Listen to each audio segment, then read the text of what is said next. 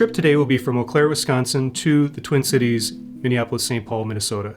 During the trip, I'll dive into the Autopilot settings and show some of the features that Tesla Full Self-Driving adds. We'll also look at the driving range and energy efficiency of the vehicle during this trip. So with that being said, let's go for a ride.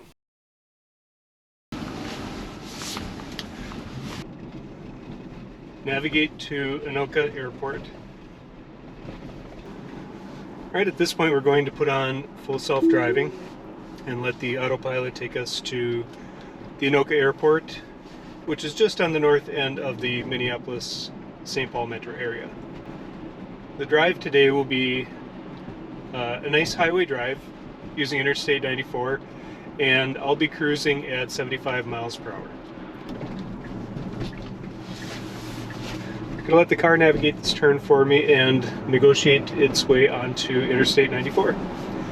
I do have to touch the wheel periodically. So Tesla Full Self-Driving and Autopilot, the way that it knows the driver is paying attention is by monitoring for just a slight amount of resistance on the steering wheel.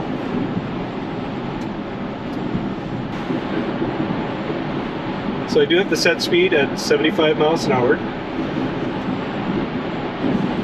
And in just a few minutes, I'll pull up the energy utilization to show what our efficiency is for watt-hours per mile. Typically, my workflow when I get into the car is give it a few miles and then pull up the energy efficiency chart, the consumption, and from there I can determine if I need to make any adjustments.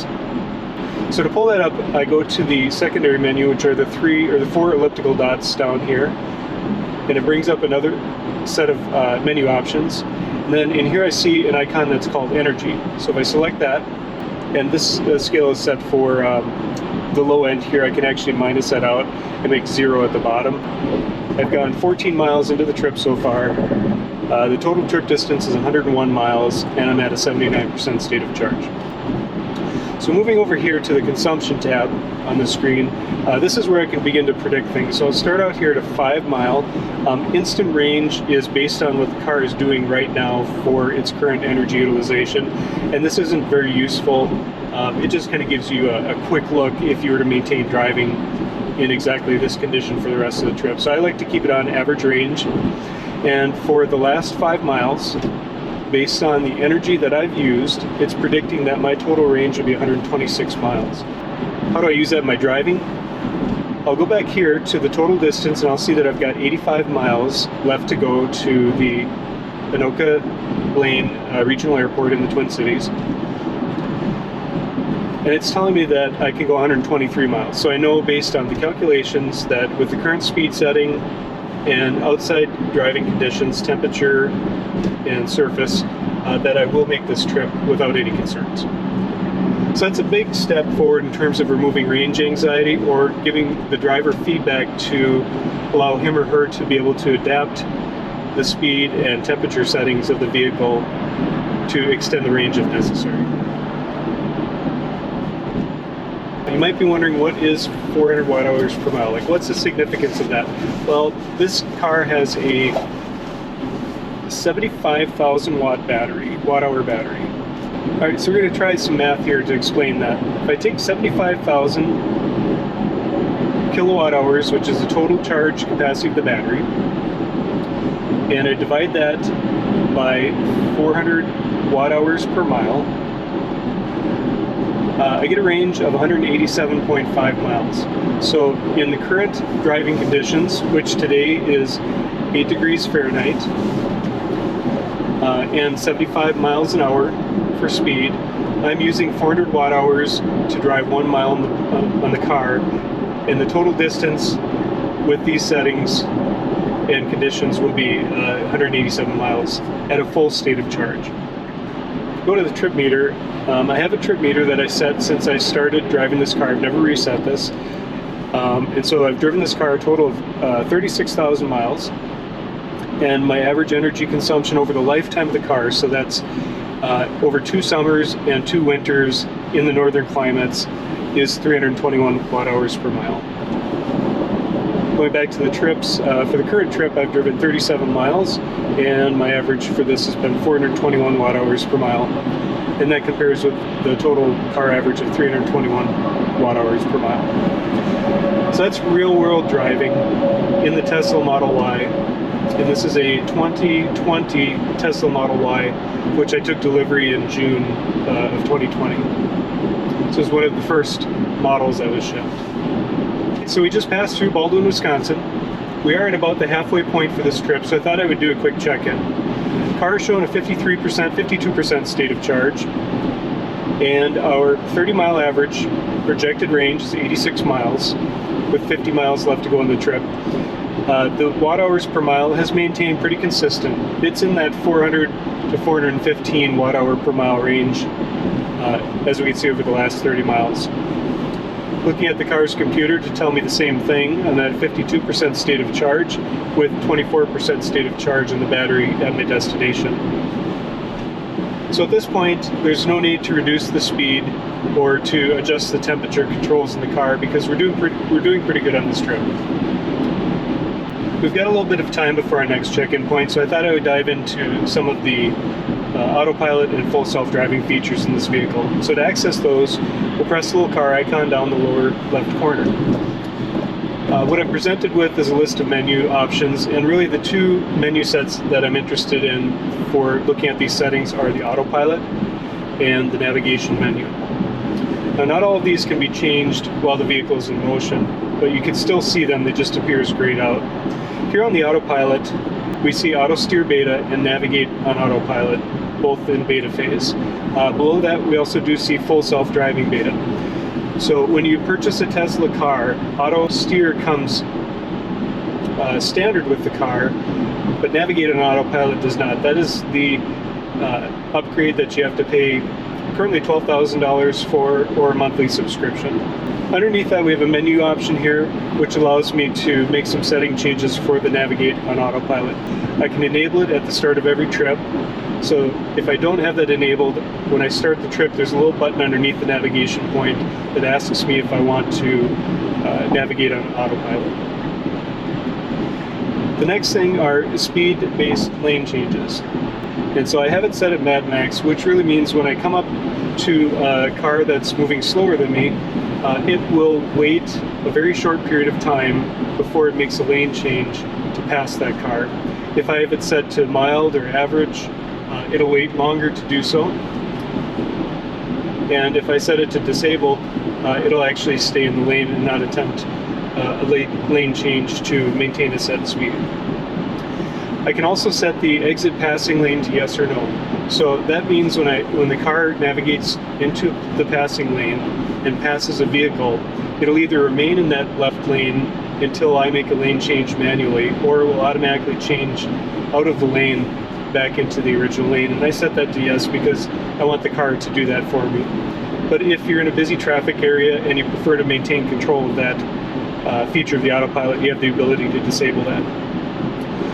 It can also prompt you to confirm when it's going to change the lane. So if it is going to automatically change the lane, you can either have it do so without an input from you, or you can have it require you to press on the screen to confirm the lane change or to press the turn signal. And then the notification can either be off, which is currently where I have it set to, or it can make a chime if you want to be alerted audibly. It could vibrate the steering wheel to let you know that it's going to change the lane, or it can make a chime and vibrate the steering wheel, both, and I prefer that to be off. That's just a personal preference. Moving into the full self-driving beta profile, so this is the upgrade that came to the vehicle last October. I can have it set to chill, average, and assertive. I recommend, if you are somebody new to full self-driving, that you set it to chill. That's going to be the most conservative in terms of the car's behavior to navigate on a course and make lane changes, stopping at stoplights and stop signs and making turns from those. Once you get used to it, you can increase it to average or to assertive based on your preference. Here we see the traffic light and stop sign control. That allows the vehicle to automatically stop and make turns at traffic lights and stop signs. Full self-driving visualization preview is the next option, and that's really this little thing right here on the bottom of the screen, and that allows me to see the environment around me. It takes camera images and it projects them on the road as little car icons or avatars on the screen. The next option is the Summon Beta.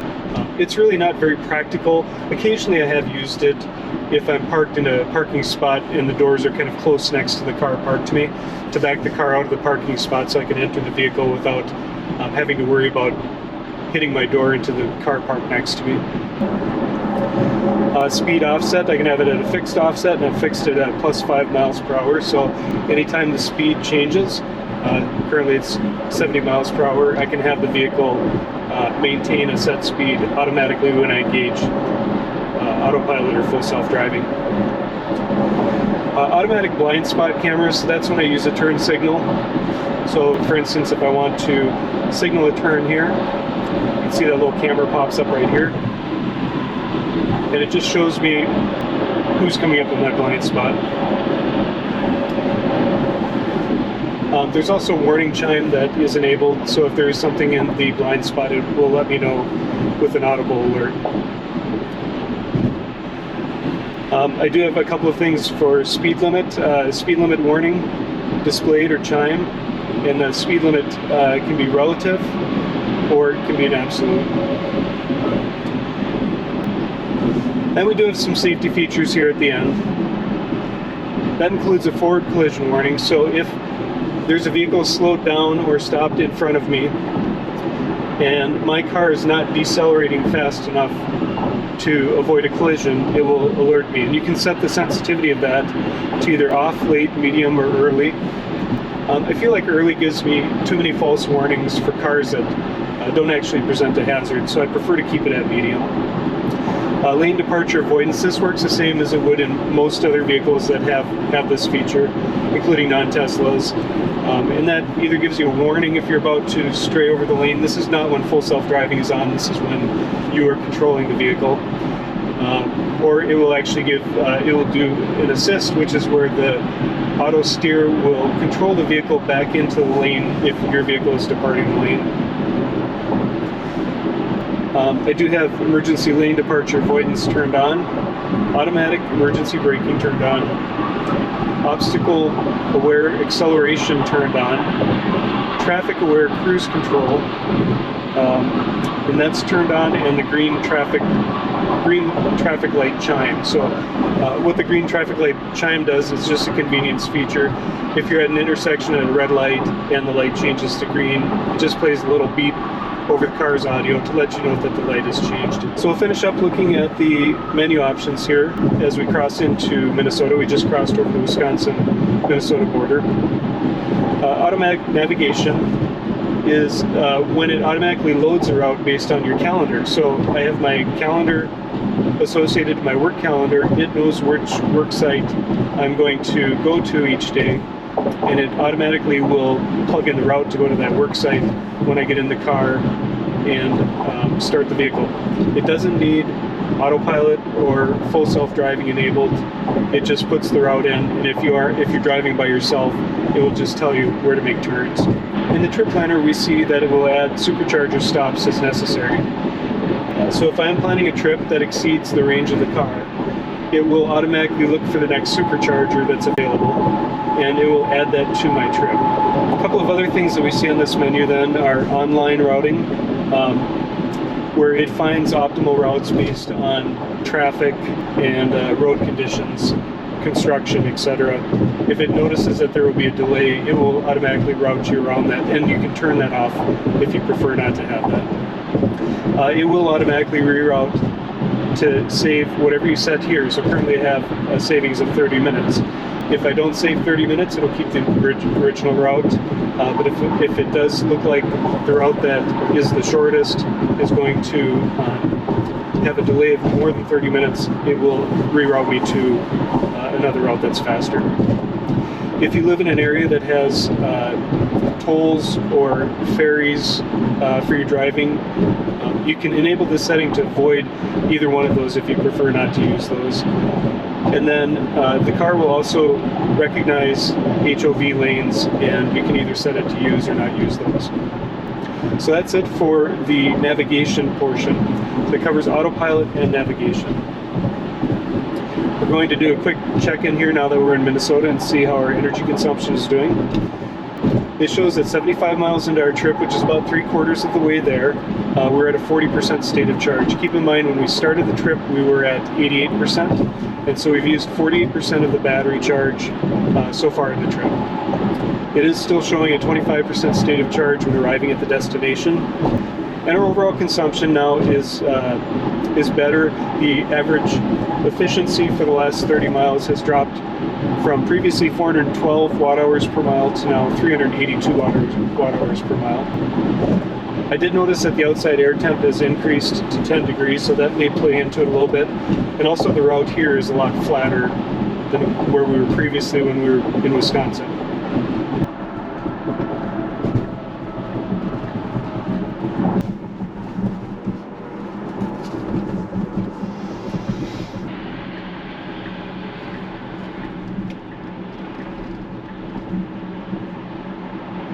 Now, if I did change my mind and want to stop at the Tesla Supercharger, there is one nearby, and if I hit this, it shows, actually before I hit it, shows a number 3. That shows me that there are 3 charging spots available. And actually, you see here, it updated in real time, it shows 4 stalls are now available. And I have used that charger a number of times. That's a pretty commonly visited one when I'm traveling to the cities from Eau Claire and back. So as you can see, the car is attempting to make a lane change right here, and it's not going to do it because it notices that there's a hazard in that lane, and it depicts that by painting it red. So it did keep the turn signal on. I did speed it up a little bit to expedite that because I have a vehicle that's behind me. But it waited until it waited until it approached a clear and safe distance from the vehicle that I passed to change back into this lane. The car is going to make a lane change here to get into what it thinks is the faster lane.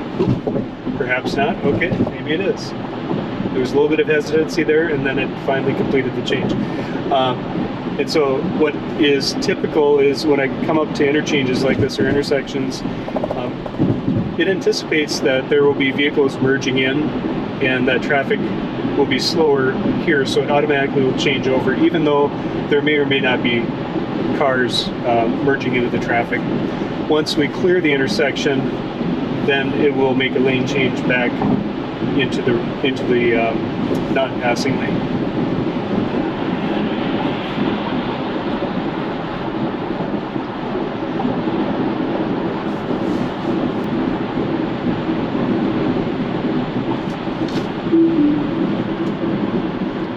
Alright, so right there I had to disable autopilot.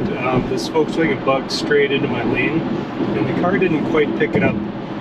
It did start to brake slowly, but I wasn't sure if it knew enough to separate from it, so rather than fully trust the autopilot, I thought I would be safe there and just disable it for a second. Trust but verify is the saying that people use in business and in the military. Trust that things around you are going to occur, and that in this case traffic is going to behave as I anticipate and the car is going to behave, but always verify. Always be watching, be a defensive driver. Alright, 8 miles from our destination and about a mile from the next route change. We're going to do a quick check-in here to see how our energy consumption is doing. And so with the set speed at 70 miles an hour, our average watt-hours per mile over the last 30 miles has been 351 watt-hours per mile. So that is quite a bit lower than what it was when we were traveling on Interstate 94. And the projected range for the vehicle now is 55 miles. If I go over to the trip meter, trust but verify.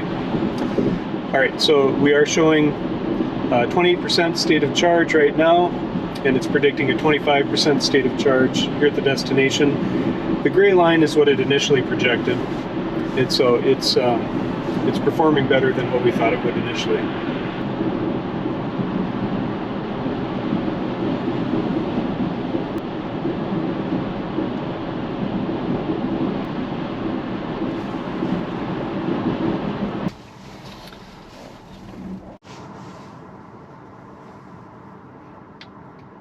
So overall we did pretty well. The autopilot and full self-driving navigated the remainder of the trip as much as I would expect it to. So that's all I have today for the video, and I really enjoy you guys watching, and we'll catch you on the next one.